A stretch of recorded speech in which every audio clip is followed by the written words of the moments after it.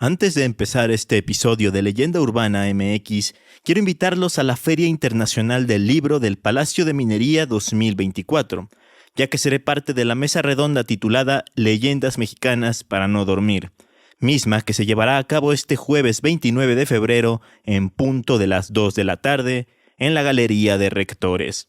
Con su boleto de entrada a la FIL, podrán acceder a esta presentación y al resto de actividades del día.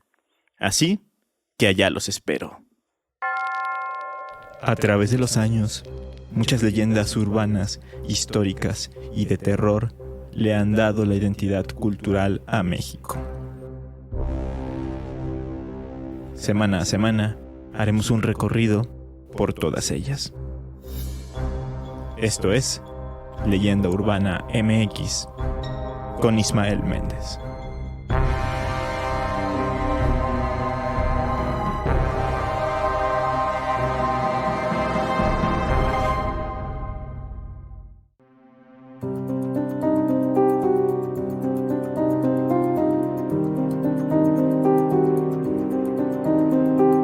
Alrededor del mundo y a lo largo de la historia han surgido un sinfín de teorías sobre acontecimientos de índole política, social, religiosa, de salud o incluso económica que supuestamente han sido encausados por medio de la acción secreta de un grupo de personas en específico, generalmente grupos de poder.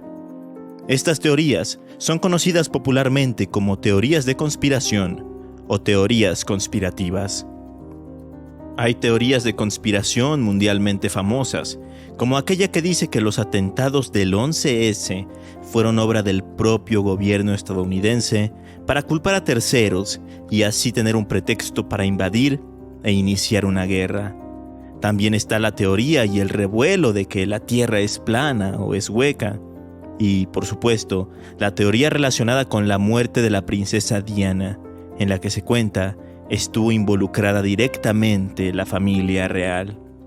Sin embargo, hay otras tantas teorías de conspiración de las que no se ha hablado tan extensamente y que también resultan muy interesantes. Hoy voy a hablarles de algunas de ellas y vamos a tratar de entender el por qué hay tanta gente que se las cree y las difunde.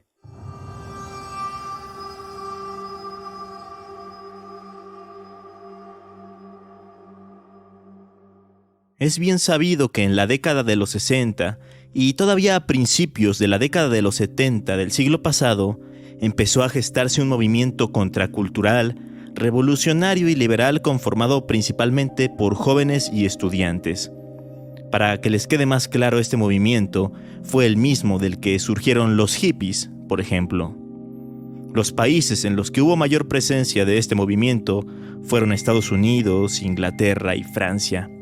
Tres potencias que veían con horror cómo sus jóvenes más brillantes se estaban transformando en radicales antisistema.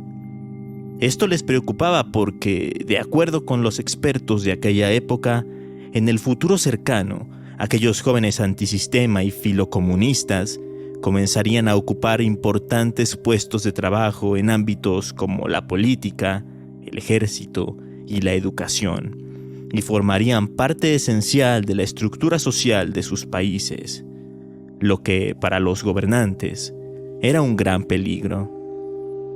Entonces, la CIA, la Agencia Central de Inteligencia de los Estados Unidos de América, pensó que todo este movimiento no podía ser más que una conspiración, que en él había infiltrados izquierdistas radicales, posibles agentes secretos, de nada más y nada menos que de la URSS. Y no solo eso, sino que la KGB, la agencia de inteligencia soviética, también estaba involucrada, puesto que todo esto sería una operación de largo alcance con la que buscaba penetrar en los estamentos sociales de las más importantes naciones occidentales. ¿Qué fue lo que hizo al respecto? Bueno, pues aquí entra una segunda teoría de conspiración. Así es, una teoría de conspiración dentro de otra teoría de conspiración.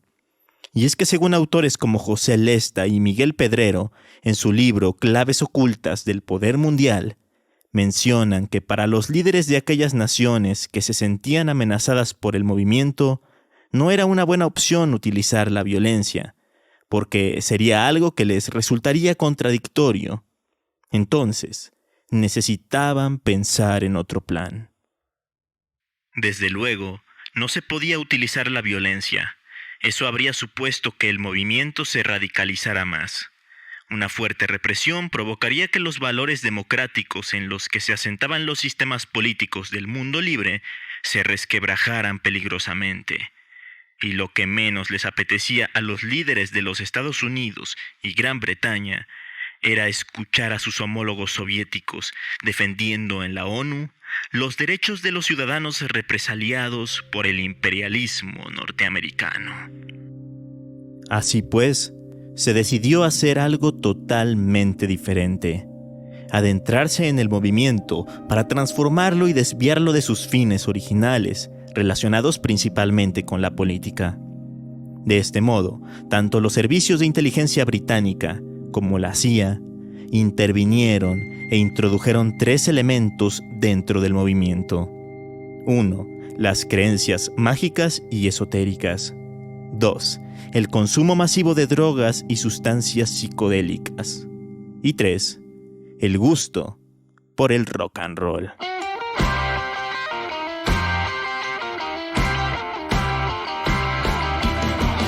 Es decir, que estas cosas que escandalizaban a los altos mandos del gobierno de aquellos años, en realidad habían sido introducidas e impulsadas por ellos mismos.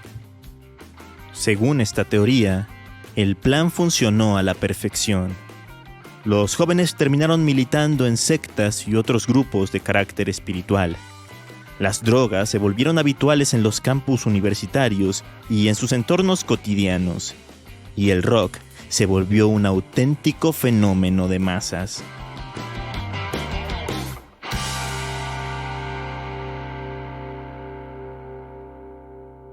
Todo esto, supuestamente, provocó que los muchachos antisistema, en solo unos años, se alejaran del mundo real y perdieran de vista sus metas y objetivos políticos, por lo que el movimiento cayó en una anarquía total y posteriormente se fue desinflando y fue perdiendo credibilidad.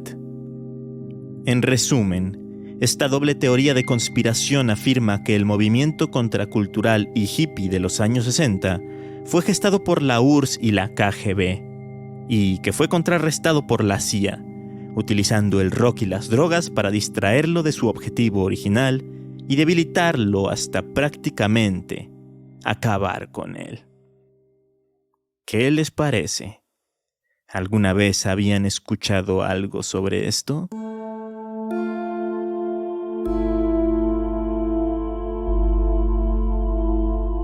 Yéndonos a cosas un poco más turbias, existe una teoría de conspiración conocida como la teoría del tiempo fantasma, la cual nos dice que no estamos viviendo en el siglo XXI, sino en el siglo XVIII, específicamente en el año 1727.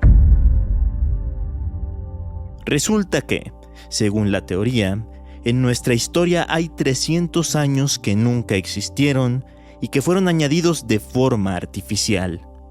Así como lo escuchan, los que defienden esta locura juran que entre el año 600 y el 900 de nuestra era no ocurrió nada. Todo este quilombo surgió en el año 1991, cuando el alemán Heribert Illing planteó la hipótesis, misma que fue ampliada 4 años después, en 1995, por su colega Hans Ulrich Niemitz. Ellos dos aseveraban que la conspiración fue diseñada por el emperador del Sacro Imperio Romano Germánico, Otón III, junto con el Papa Silvestre II. Ambos vivieron durante el siglo X y murieron a principios del siglo XI. Sin embargo, en realidad, habrían nacido unos 300 años antes, y como los dos querían presenciar el cambio de milenio y vivir en el año 1000, por diversas cuestiones, habrían tergiversado y falsificado documentos para saltarse esos 3 siglos. De este modo, agregaron esos años a la Alta Edad Media, por lo que ese periodo histórico prácticamente no habría existido, o para ser más precisos, habría durado mucho menos de lo que se nos habla en los libros de historia. Por consecuencia, se fabricaron varios acontecimientos de la talla de que Carlomagno no existió y fue solo una invención para justificar esos 300 años falsos.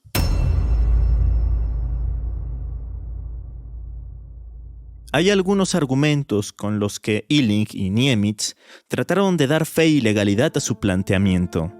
Por ejemplo, dijeron que existe una escasez de evidencia arqueológica que pueda fecharse de manera confiable en el periodo de tiempo entre los años 614 y 911 después de nuestra era.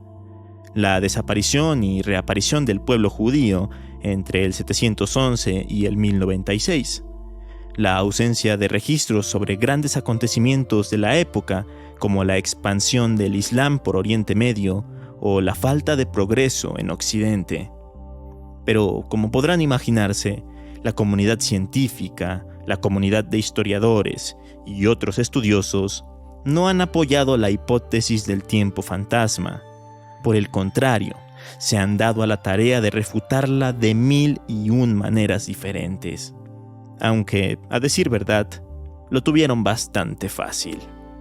Y es que se pueden revisar y tomar en cuenta los registros históricos de otras culturas del mundo, y sobre todo, sus registros astronómicos, como los de la dinastía Tang en China, en los que se pueden corroborar los avistamientos del cometa Halley, los cuales son consistentes con los estudios astronómicos modernos sin tomar en cuenta el tiempo fantasma. Pero además, hay otros puntos a tomar en cuenta, como los sistemas de datación que estarían muy errados en caso de que la humanidad se hubiera saltado 300 años así de la nada, como la dendrocronología, que consiste en estudiar el paso del tiempo a través de los anillos de los troncos de los árboles. Y obviamente, también se debe tomar en cuenta que tuvo que haber una labor titánica de muchos falsos cronistas para inventarse todo lo que sucedió en el mundo a lo largo de esos años. Porque más allá de la vida de Carlomagno, durante ese periodo vivió Mahoma, los musulmanes invadieron la península ibérica y, aterrizándolo de este lado del charco, floreció la cultura maya, de la cual tenemos un montón de evidencia. Aún así, con todos estos argumentos y con otros tantos, hay gente que cree que estamos viviendo en el lejano año de 1727.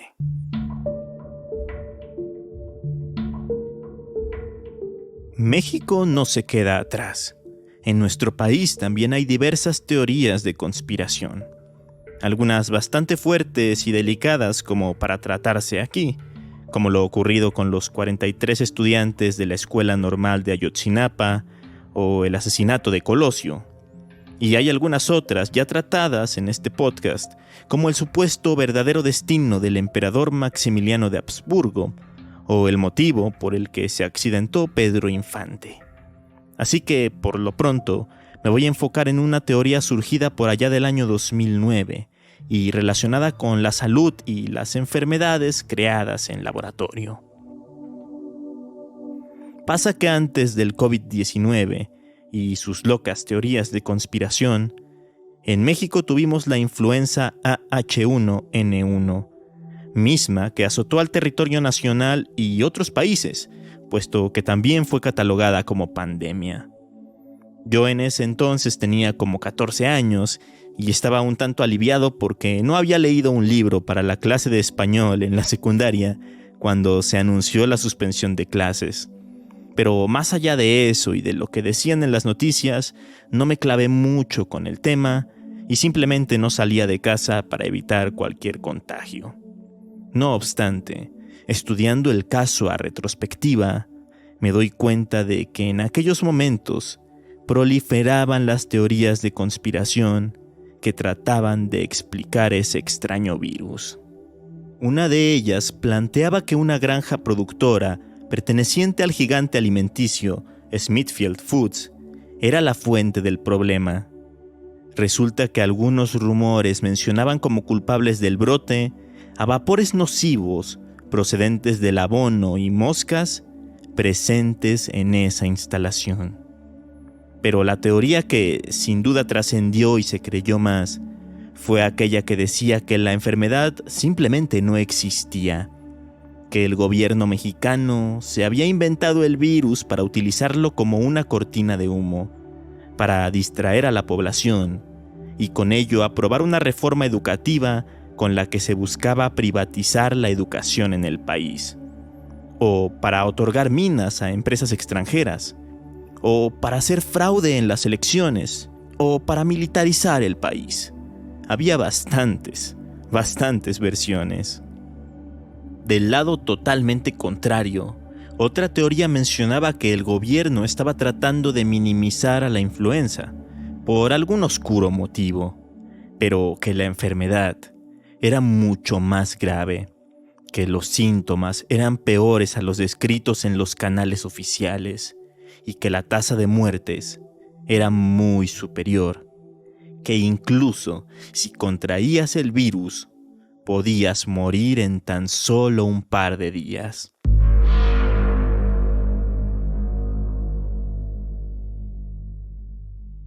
Yo ya había mencionado un poco de esto último en el episodio de los bulos y los hoaxes mexicanos, pero ahí no hablé de otra teoría de conspiración relacionada con la influenza. Una teoría que se empezó a difundir en otros países fuera de México. Porque así como de manera interna se culpaba al gobierno por crear y esparcir un virus falso, por fuera decían que los narcos mexicanos lo habían propagado alrededor del mundo. De acuerdo con la respetada agencia de noticias Reuters, en su texto El origen de la gripe porcina genera teorías disparatadas, publicado en mayo de aquel 2009, se empezó a difundir a través de internet que un conocido cártel de droga mexicano, el cual no voy a mencionar obviamente, había trabajado nada más y nada menos que con Al Qaeda para diseminar esa cepa de gripe. Escaló tanto esa teoría conspirativa que muchos científicos internacionales tuvieron que salir a dar declaraciones para tranquilizar a la población de sus países, como Michael Lee Page, editor de biología en la revista New Scientist, quien dijo lo siguiente: la idea de los defensores de las teorías de la conspiración es que esta nueva combinación no se ha generado naturalmente. Pero esto no es cierto. Se han encontrado anteriormente virus de gripe formados por una mezcla de cepas humana, porcina y aviaria. Curiosamente, tras esa pandemia no aprendimos nada y la historia se volvió a repetir en el año 2020, pues con el coronavirus y las vacunas surgieron incluso más teorías de conspiración.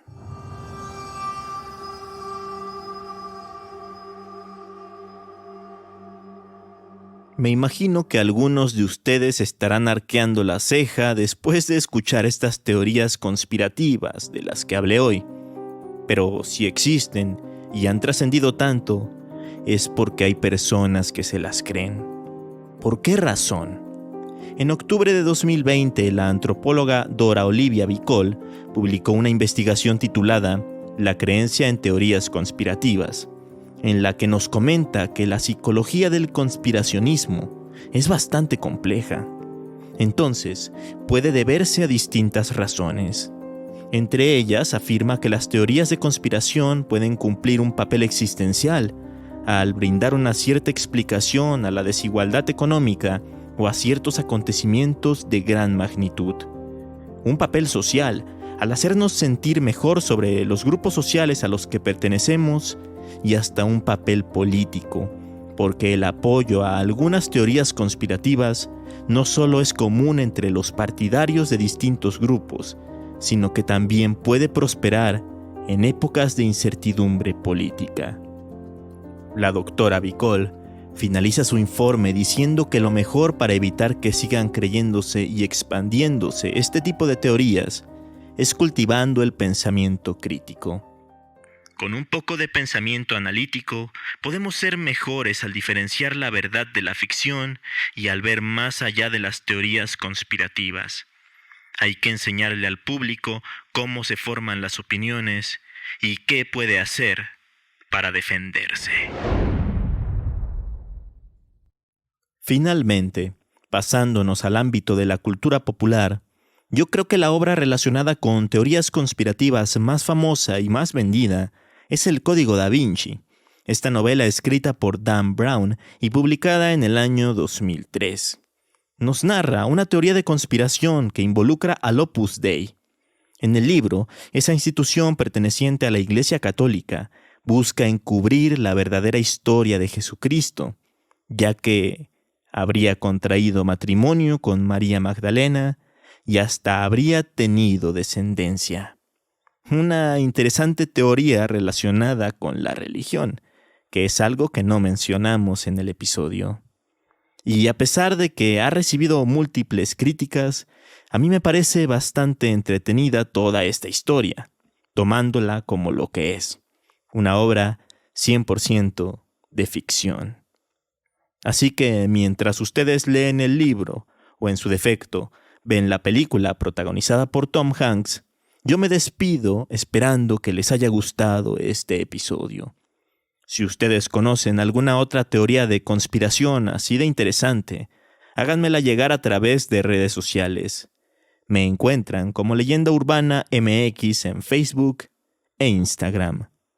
Nos escuchamos el próximo domingo con otras historias. Hasta entonces.